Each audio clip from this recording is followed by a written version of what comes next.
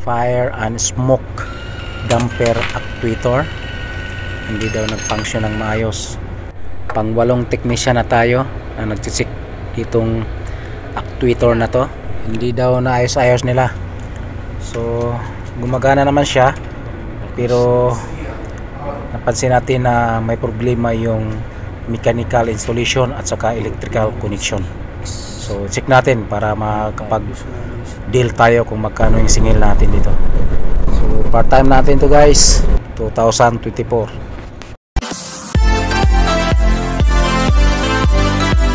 So ito yung i-check natin ngayon, 4 na BEB or fire and smoke damper actuator.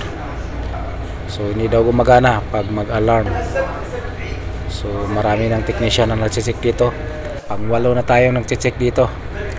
So tara, simple lang naman to para makapag-deal tayo kung magkano ang singil natin. Part-time 2024. So samahan nyo ako guys, check natin. So simple lang naman ang mga connection nito guys. Sa bagay kapag wala din tayong idea nito, mahirapan talaga tayo. So ito yung kinabit nila, ginamit nila na adapter or transformer at saka isang relay.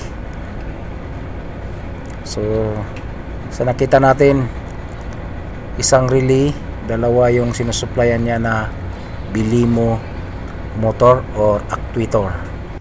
So isang relay lang ang nagda-drive sa dalawang motorized BEB. So gumana naman, kaso laglag yung mga lock. So tingnan natin, lagay natin sa off position. So nag sara siya.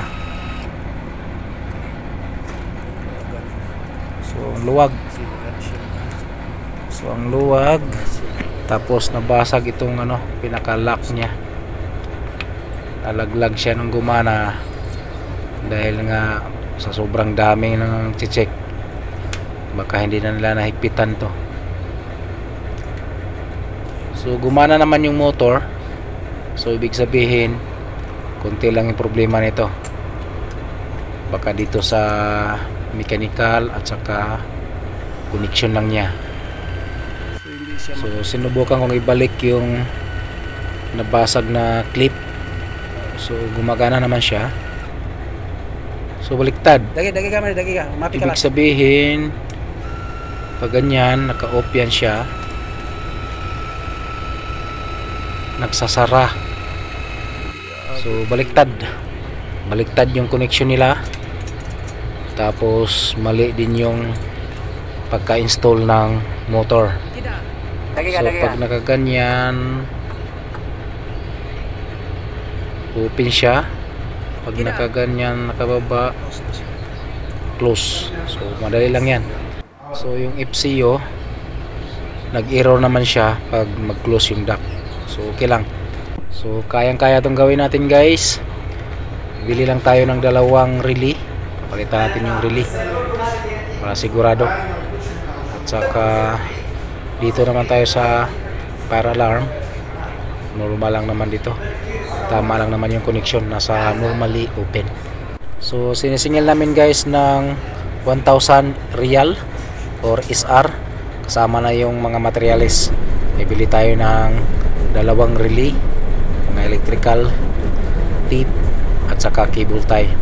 So dinala ko tong clip para mai-welding dahil nag-crack itong niya, pinaka-clip niya. At saka bibili din tayo ng 2 relay bago para sigurado.